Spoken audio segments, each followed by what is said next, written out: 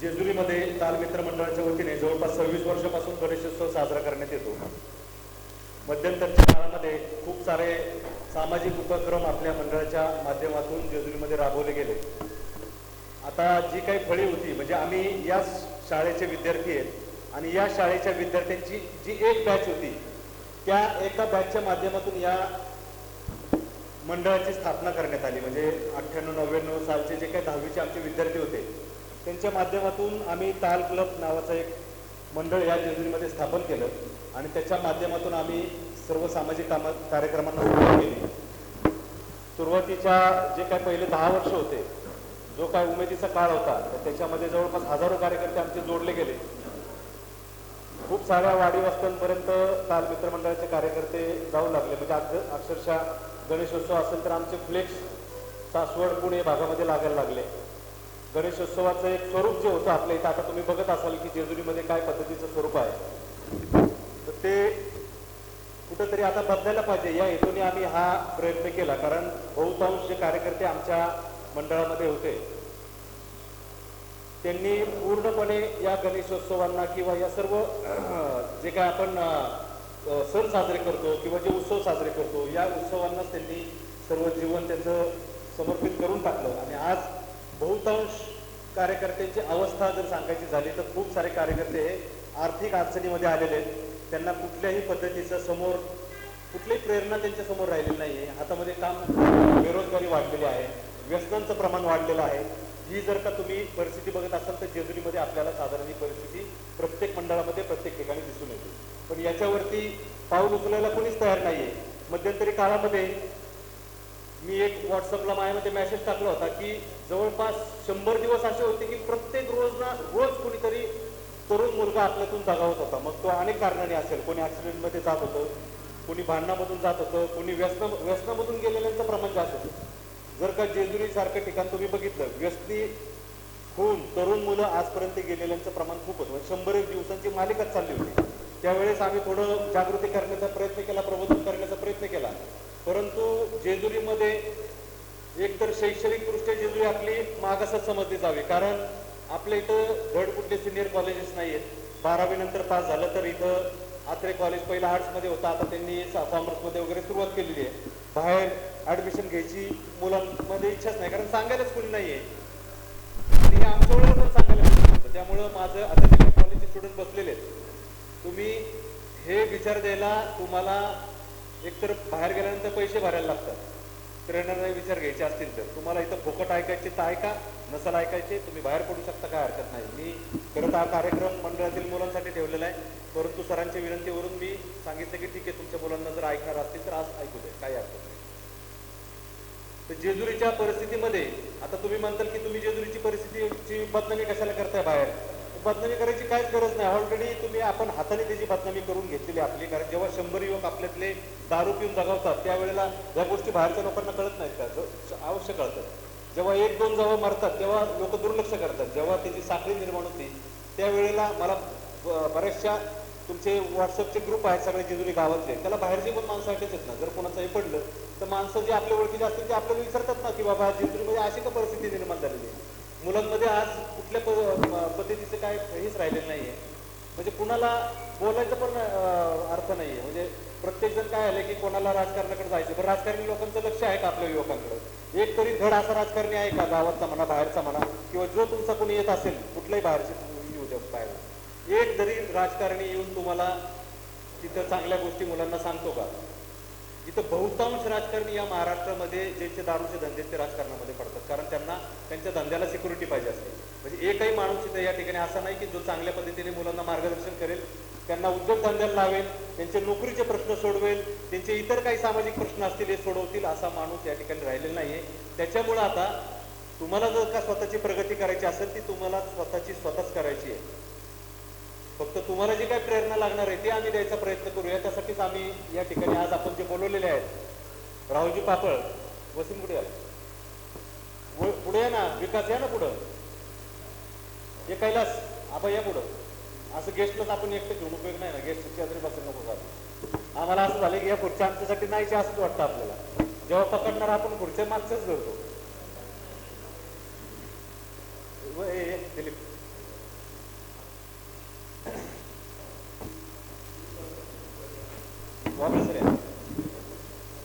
अशी आत्ताची परिस्थिती झालेली आहे. तर आज आपल्या समोर व्याख्यानाला जे आलेले आहेत, मी परवा दिवशी पण या सभागृहामध्ये उपस्थित होतो, त्यावेळेस देखील मी काही गोष्टी मुलांना तेव्हा सांगितल्या की आजची वस्तुस्थिती काय आहे आणि आपण कशा पद्धतीने खरं जायला पाहिजे. ते मार्गदर्शन करण्यासाठी आज कुणीही तयार नाहीये. तर निदान जिथं भेटेल तुम्हाला तिथून ते मार्गदर्शन तुम्ही घ्यावं अशी मी ताल मंडळाच्या वतीने तुम्हाला सगळ्यांना या ठिकाणी आग्रह करतो. आज जे गेस्ट आपल्या समोर आलेले आहेत, राहुल पापळ. खरं पाहता आज विषय मी का घेतला, कारण विषय आजचा काय आहे की मंडळाचा कार्यकर्ता ते एक यशस्वी उद्योजक. म्हणजे आज तुमच्या समोर जे दिसत आहेत राहुल पापळ हे माझे मित्र आहे, जवळपास गेली 15-20 वर्षापासून आमची मैत्री आहे. पण मी त्यांना आग्रह केला की राहुल तुम्हाला येऊन आता बोलायला लागेल. हॅलो राहुल, तुम्हाला आमच्या गावासाठी येऊन बोलायला लागेल, कारण आमची परिस्थिती अशी झालेली की आम्हाला समोर प्रेरणाच कोण दिसत नाहीयेत. जे काय आमचा उद्योग व्यवसाय गावातला आहे तो संपूर्ण या खंडोबा मंदिरावरती अवलंबून आहे. आणि या ठिकाणी आपल्या मुलांना असं वाटतं की रोजचा जो काय 500-1000 रुपये भेटले तर त्यांनी जिंदगी आपली सार्थकी लागते, असं ज्यांचा समज होता त्यांनी कोविडमध्येच त्यांनी स्वतः अनुभव घेतलेले आहेत. मला स्वतःला कोविडमध्ये इतक्या जणांचे वरच्या मंदिरावरती अवलंबून असणाऱ्या मुलांचे फोन आले की ज्यांचे अक्षरशः इतके हाल झाले, घरामध्ये अक्षरशः रेशन भरण्यासाठी त्यांच्याकडे पैसे नव्हते, अशी परिस्थिती त्यावेळी निर्माण झाली. म्हणजे हा रोजचा जो पैसा येणार आहे तो इथंच उडवायचा अशी या ठिकाणी एक परंपरा चालू आहे. म्हणजे वरतून पैसे भेटले की ते इथंच खाली आल्यानंतर विविध कारणांवरती खर्च करायचा. त्याच्यामध्ये व्यसनांवरती प्रमाण इतकं वाढलेलं आहे, ते कुठंतरी थांबवं. त्यासाठी मी राहुलला विनंती केली की आज तुम्ही खरं येऊन आमच्या या कार्यक्रमामध्ये बोललं पाहिजे. तर राहुल पापळ हे पुण्याचे एक साधारण युवक आपल्यासारखाच, की जो बिबिवाडी गावठाण हे एक मोठं मंडळ आहे तिथे गणपतीचं, त्याचे अध्यक्ष होते. त्यांच्या इथं पण तसंच थाट आहे जसं आपल्या इथं आहे. जसं स्पीकरचे धांगडधिंग चालतात किंवा लाईनीच्या लाईनी लागतात किंवा ते ढोल ताशाचे मोठे मोठे जत्ते त्या ठिकाणी लागतात आणि खूप सारा पैसा त्या ठिकाणी खर्च केला जातो. समोर मुलांसमोर कसल्याही प्रकारची प्रेरणा नाही, कुणी सांगायला नाही, कुणी ऐकायला तयार नाहीये. आणि त्याच्यातून राहुल पापळ हा त्याच कार्यक्रमांमध्ये गुंतलेला कार्यकर्ता होता. तर ते स्वतः त्यांचे वडील लहान असताना वारले, त्याच्यानंतर त्यांचे छत्र हरवलं, पण आई त्यांची होती, त्यांच्या आईंनी त्यांना फार कष्टाने त्यांची वाढ केली. आणि तुम्हाला आश्चर्य वाटेल की हा मुलगा आज एक मोठा उद्योजक बनलेला आहे. आणि हा मुलगा उद्योजक बनत असताना या मुलाला 8वी मध्ये 3 वेळा फेल व्हायला लागलेलं आहे. 8वीच्या पुढे शिक्षण नाहीये याचं. राहुल पापळ यांचं 8वीच्या पुढे शिक्षण झालेलं नाहीये. आज त्यांनी भानावरती येऊन, जेव्हा आपल्यासारखं तो सगळ्या या धांगडधिंगामध्ये होता, भानावरती येऊन त्याला वाटलं की आज आपल्याला कोणाचाही आधार नाहीये. जर आपण आपल्या पायावरती उभं नाही राहिलो तर आपलं सर्व जे काही भविष्य आहे ते अंधारामध्ये आहे. तर अशा ह्या युवकाची प्रेरणादायी कथा आपण ऐकण्यासाठी किंवा त्यांच्या तोंडून आपण ऐकण्यासाठी या ठिकाणी उपस्थित आहोत. लाडाची कुल्फी नावाने त्यांचा एक ब्रँड आहे. कुल्फी तुम्ही खातच असाल, पण या जगामध्ये सगळ्यात मोठा असणारा ब्रँड त्यांनी तयार केला, ज्याला नाव दिलं लाडाची कुल्फी. आणि त्याचं ब्रँड अँबॅसेडर त्यांनी स्वतःच्या, जी त्यांची मुलगी आहे राजस, तिला स्वतः मुलीला राजसला ब्रँड अँबॅसेडर केलं. आज त्या राजसचा, म्हणजे ती तर लहानच आहे, किती वय त्यांचं, 7 वर्षाची मुलगी आहे, पण ती जेव्हा एक वर्षाची होती त्यावेळेस तिचं पॅन कार्ड काढलं होतं राहुलने. आणि ते पॅन कार्ड काढलं तर ती माझ्या मते सर्वात वयाने लहान असणारी ब्रँड अँबॅसेडर बनली. आणि आज तिच्या नावे कोट्यवधीचा सुद्धा व्यवहार होतो. त्या मुलीला तो स्वतःच्या मुलीला ब्रँड अँबॅसेडरचा पगार देतो आणि त्या मुलीचा टॅक्स कोट्यवधी रुपये तो भरतो. त्यानंतर RS पापळ ग्रुप नावाने त्यांनी कंपनी स्थापन केली. 8वी नापास झालेला मुलगा, पण तुम्ही टेक्निकली जर का मार्केटिंगचे स्किल त्याचे जर बघाल तर आज मोठ्या मोठ्या जवळपास 50 कंपन्या, आज बिल्डर म्हणा किंवा पुण्यातल्या ज्या मोठ्या मोठ्या कंपन्या आहेत त्याची कामं यांच्याकडे आहेत की आमच्या कंपनीची मार्केटिंग तुम्ही करून द्या, आमच्या कंपनीचं खप चांगला होत नाही तर तुम्ही कशा पद्धतीने आम्हाला ती सगळी मॅनेजमेंट करायची याचं काम आम्हाला करून द्या. त्यासाठी त्यांनी एक ॲडव्हर्टायझिंग त्यांची कंपनी ओपन केलेली आहे, ज्याचं नाव आहे RS पापळ ग्रुप. अशा मोठ्या ह्याच्यावरती काम करणार आहे. तर जेव्हा त्याला सुद्धा दृष्टी नव्हती तेव्हा त्यांनी त्या कुल्फीमध्ये पहिल्यांदा पाय रोवलं. त्यानंतर तो स्वतःला घडवत गेला. त्याच्यानंतर जवळपास 2015 साली जेव्हा आम्ही दुबईला चाललो होतो तेव्हा मी राहुलला म्हणले की आपण दुबईला जायचं, आपल्याला लगेच तयार झाले. आम्ही जेव्हा पहिल्यांदा दुबईला गेलो, राहुलने त्या ठिकाणी सगळं बघितलं. आमची दुबईची सफर जी होती ती आमची सीइंग इज बिलिव्हिंग नावाने होती, की तुम्ही बघितल्याशिवाय तुम्ही विश्वास ठेवू शकत नाही. म्हणजे तुम्हाला जर का स्वतःची डेव्हलपमेंट करायची असेल तर नक्की बाहेर कशा पद्धतीने डेव्हलपमेंट चालू आहे हे आपल्याला बघितलं पाहिजे. त्यावेळेला राहुल पापळ हे पहिल्यांदा आमच्यासोबत दुबईला आले आणि दुबईची त्यांनी जी काही सगळी व्यवस्था बघितली किंवा जे काही स्ट्रक्चर होते, आज त्यांच्या लाडाच्या कुल्फीचे खूप सारे दुकान आहेत, पण त्या दुकानचे जे स्ट्रक्चर आहेत ना त्याची प्रेरणा त्यांनी दुबईमधनं घेतलेली. म्हणजे आपण कोणाला तरी ऐकल्याशिवाय कोणाला तरी बघितल्याशिवाय आपल्याला प्रेरणा भेटत नाही. तर पहिली प्रेरणा राहुलनी दुबईमधनं घेतली आणि आज त्याची कुल्फी दुबईपर्यंत गेलेली आहे. या महाराष्ट्रातच नाही तर संपूर्ण भारतामध्ये त्याची कुल्फी जाते. मी जिथे जिथं जातो तिथे तिथं मला लाडाची कुल्फी दिसतेच. आज जवळपास 500च्या वरती काउंटर झालेले आहेत कुल्फीचे, किंवा बाकी त्याचे जे उद्योग आहेत खूप मोठे मोठे उद्योग त्यांनी केले आणि सर्व त्याच्या मित्रांना त्याच्यामध्ये सामील करून घेतलं. जसा आपला रोज विषय होतो, तर राहुल दादांनी काय केलं की त्याचे जे मित्र होते आसपासचे ते सगळे त्याच्यामध्ये सामील करून घेतले. त्यांना सगळं शिकवलं, धंदा कसा करायचा शिकवलं, म्हणजे अगदी प्रोफेशनली कसं राहायचं हे शिकवलं. म्हणजे मित्र आहे म्हणून पैसा बुडवायचा नाही, तर त्या पैशाचा वापर कसा करायला पाहिजे हे त्यांनी त्यांना सांगितलं, समजावून सांगितलं. जी मुलं व्यसनी होती त्यांना व्यसन सोडायला लावलं आणि त्यांनी स्वतःकडून त्यांनी त्यांच्या मित्रांना प्रेरणा दिली आणि आज त्याच्या बरोबरीने ते सुद्धा काम करतायत. खूप साऱ्या मित्रांनी त्यांच्या सोबतच त्यांचे स्टोअर ओपन केलेले असतील किंवा विविध ते ठिकाणी त्यांचे मित्र सुद्धा काम करतायत. अशा एक प्रेरणादायी वक्त्याला आपण या ठिकाणी बोलवलेलं आहे. मी आमचे मंडळाचे अध्यक्ष तुषार आहेत, तुषार दरेकर, सागर भोसले. जो माणूस हे सगळं सांगायचे 5-5 लाख रुपये घेतो, त्याच्यासाठी मी म्हणतो फक्त 5 टाळ्या वाजून काही जमणार नाही. तर आपण खऱ्या अर्थाने खूप साऱ्या टाळ्या वाजून त्यांचं स्वागत किंवा त्यांचे आभार या ठिकाणी मानावेत.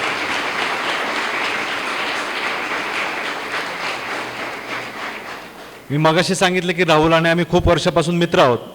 मी त्याचा संपूर्ण प्रवास बघितलेला आहे, म्हणून त्यांची मी निवड केली आणि त्यांना मी रिक्वेस्ट केली की अशी अशी आमची परिस्थिती आहे आणि आता तुम्हालाच येऊन इथं काहीतरी बोलायला लागणार आहे.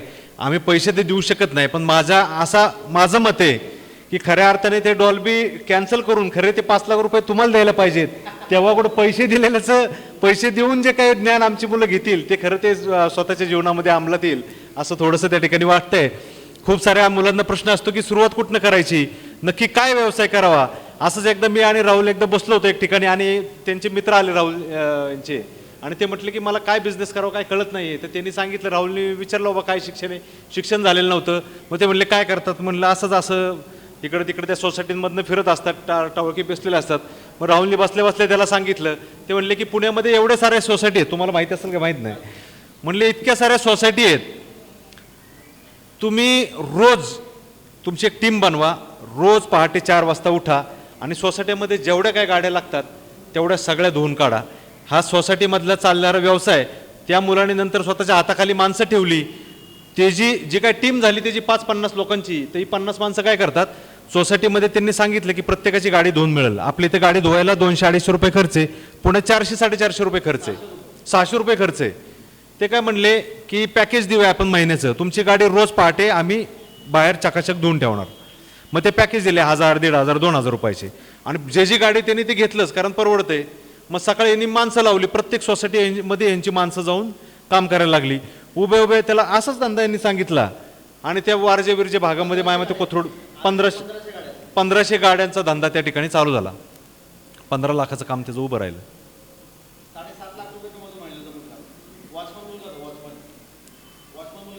साधा सल्ला दिला. म्हणजे आपल्याला काय, ते आज कुल्फीचा व्यवसाय करतात, आपल्याला प्रश्न पडतो काय व्यवसाय करावा. आपण इतक्या वेळा बघतो गाड्या जाताना काय काय विक्रीला असतात, कुल्फी किती वेळेला आपण बघितलेली. कुणाच्या डोक्यामध्ये नाही आलं नाही आपल्यातल्या की हा कुल्फीचा व्यवसाय हा आपण जागतिक पातळीवरती घेऊन जाऊ शकतो म्हणून. असं कधीच कोणाच्या मनात आलं नाही. त्याच्यामुळं व्यवसाय करणं आणि त्याच्यासाठी वाहून घेणं ही एक वेगळी गोष्ट आहे.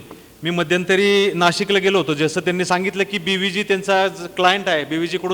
BVG सारखी कंपनी ज्यांच्या संपूर्ण देशामध्ये सगळे एअरपोर्ट म्हणा, अगदी राष्ट्रपती भवन म्हणा, त्या ठिकाणी जवळपास 75,000 माणसं काम करतात. त्यांचे मालक यांना बोलून यांना सांगतात की आम्हाला व्यवसायाच्या टिप्स पाहिजेत, तुमचे 5 लाख रुपयाची तुमची देणगी घ्या आणि आम्हाला सांगा. याचा अनुभव मी घेतला. कारण मी जेव्हा नाशिकला गेलो, सह्याद्री प्रतिष्ठानला गेलो, सह्याद्री फार्मला गेलो, सह्याद्री फार्मनी सुद्धा त्यांचे एक सह्याद्री फार्मचे ज्यूसचे हे काढलेले आहेत. ती कंपनी साधारण 1,500 कोटीचा त्याचा व्यवसाय आहे. त्याचे मालक आहेत विलास शिंदे. आणि जेव्हा आम्ही त्यांच्या इथं गेलो तर ते ज्यूस फार्म जेव्हा होते नाशिकमध्ये तेव्हा राहुल भाऊ पण आले होते, तर आम्ही ते ज्यूस फार्मला ज्यूस प्यायला गेलो. तर त्यावेळेला मला तिथं त्या ठिकाणी कळालं की या ज्यूस फार्म जे आहे त्यांनी शॉप्स काढलेले, तर त्याचा सेल जरा कमी होतोय. मग त्याच्या टिप्स द्यायच्या होत्या. तर राहुल भाऊंचं त्या ठिकाणी नाव त्यांना सुचवलं. तर राहुल भाऊंना त्यांनी 5 लाख रुपये दिले आणि त्यांना सांगितलं की आम्हाला हा बिझनेस सेट करून द्या. म्हणजे आज 8वी नापास असणारा मुलगा जर का एवढ्या मोठ्या कंपन्या येऊन, एवढे मोठे PhD झालेले माणसं येऊन जर का ह्याला विचारू शकतात यांना की बाबा आम्हाला धंदा सेट करायचा आहे, आम्हाला कसा व्यवसाय करायचा हे सांगा, माणसं त्याच्यावरती खर्च करतात. समोरचा माणूस किती शिकलेला आहे त्याला प्राधान्य देत नाहीत, पण त्याचा अनुभव काय आहे, त्याची विचारधारा काय हे महत्त्वाचं असतं. विचारधारा केव्हापासून बदलली त्यांची. शिवजयंतीसाठी एक दिवशी राहुल पापळ आणि त्यांचे सगळे मित्र आले, सगळे माझे पण मित्र होते. मी आणि प्रवीणदादा एकदा शिवाजीनगर गावठाणात बसलो होतो आणि राहुलदादा पावती पुस्तक घेऊन आले आणि आमच्यासमोर पावती पुस्तक मांडलं आणि प्रवीणदादांना म्हणलेलं की दादा आता शिवजयंती आलेली, वर्गणी पाहिजे. तर दादांनी पहिल्यांदा जी का पट्टा सुरू केला की बाबा तुम्ही काम काय करता, तर त्यांनी सांगितलं नाही आम्ही असं आहे, आमचं अमुक आहे तमुक आहे. आम्ही तेव्हा राहुल यांच्या घरामध्ये ते हार बनवायचे हे होते, ते सगळे आई त्यांची हे करायची. म्हणजे आईने हार होऊन त्यांचं मुलांचं सगळं संगोपन पालन त्या ठिकाणी केलेलं आहे आणि तोच त्यांचा व्यवसाय होता. तेव्हा दादांनी सांगितलं की अरे आपल्याला लाज वाटली पाहिजे. जर तुम्ही सामाजिक काम करण्यासाठी रस्त्यावर उतरता, मी नेहमी माझ्या प्रत्येक भाषणामध्ये सांगतो, तर सामाजिक काम करायचं असेल तर ते पहिलं स्वतःच्या घरनं केलं पाहिजे. स्वतःच्या घरनं काय केलं पाहिजे, तर पहिल्यांदा तुम्ही आर्थिक सक्षम झालं पाहिजे. तुम्ही जेव्हा आर्थिक सक्षम होताल, तुमच्या घरात जे बसलेले तुमचे आई वडील बहीण भाऊ तुमचे जी काही मुलं आहेत ती पण एक समाजाची भाग आहेत आणि समाजाची भाग असणारी मुलं किंवा आई वडील यांना जेव्हा तुम्ही आधार देताल ते खऱ्या अर्थाने तुमचं सामाजिक काम असेल. त्याच्यामुळे पहिलं सामाजिक काम करा आणि त्याच्यानंतर महापुरुषांची नावं घ्या, त्याच्यानंतर जयंती आणि पुण्यतिथ्या साजऱ्या करा. राहुलला जेव्हा मी बाहेर आल्यानंतर भेटलो होतो तो एकदम रागात होता. मला म्हणलं हे काय बरोबर नाही, आम्ही प्रवीण दादा तर एवढे शिवाजी महाराजांची भाषणं देतात, तुम्ही संभाजी ब्रिगेडचं एवढं काम करता आणि आम्ही शिवाजी महाराजांच्या जर वर्गणी मागितली तर त्यांनी आम्हाला एवढं लेक्चर दिलं. पण त्याच्यानंतर मी त्यांना सांगितलं की बाबा तुम्ही घरी जाऊन व्यवस्थित विचार करा.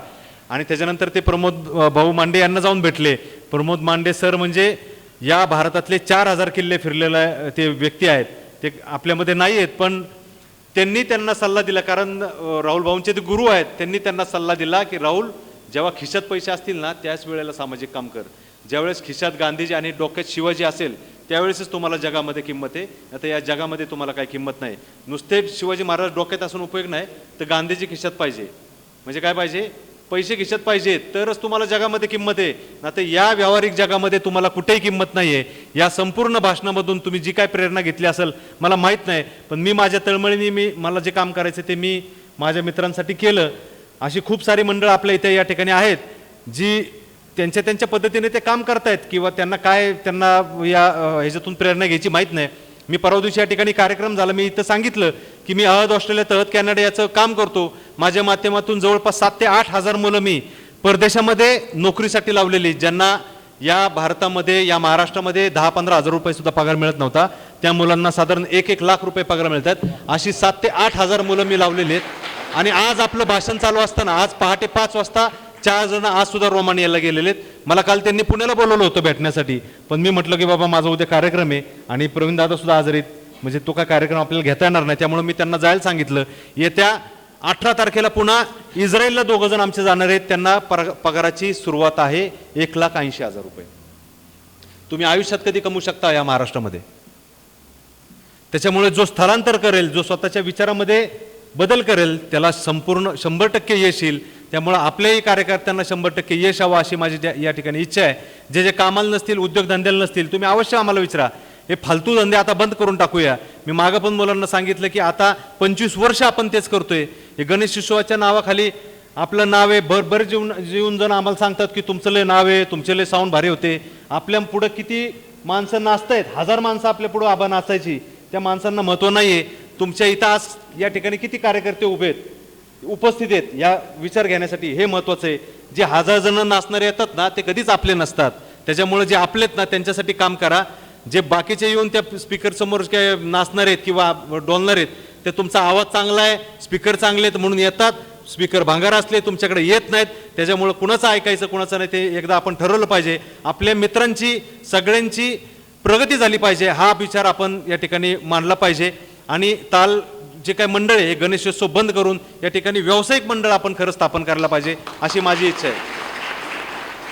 या कार्यक्रमातून सगळेजण प्रेरणा घेतील अशी मी या ठिकाणी इच्छा व्यक्त करतो. बाकी आभार प्रदर्शन संदीप आप्पा जगताप यांनी करावं, त्यामुळे आता त्यांना बोलल्याशिवाय काय कार्यक्रम कुठला संपू शकत नाही. लगेच लगेच लय वेळ नाही.